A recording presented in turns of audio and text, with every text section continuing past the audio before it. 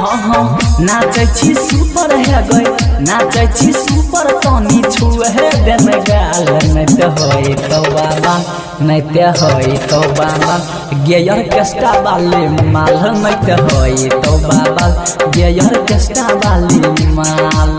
नाचे छी सुपर है गई नाचे छी सुपर तनी छुए देन गाल नहीं ते होई तो बाबा नहीं ते होई तो बाबा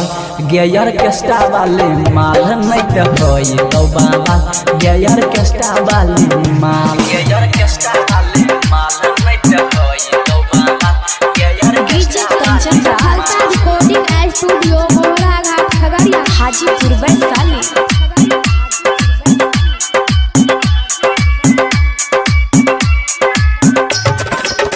घंघरी उठाबै के ले भी कितना दाम गए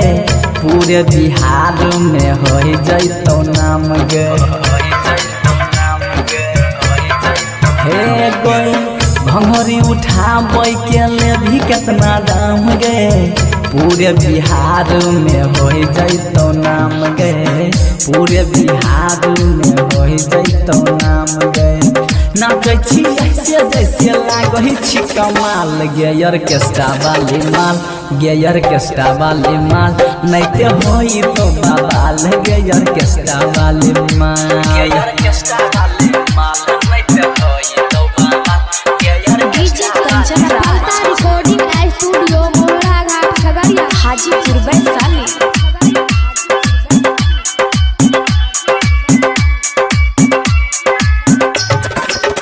देख में लागो छी तू मखान गए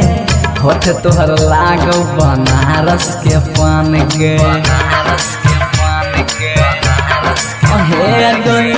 देख में लागो छी तू मखान गए होठ तोहर लागो बनारस के पान गए होठ तोहर लागो बनारस के पान गए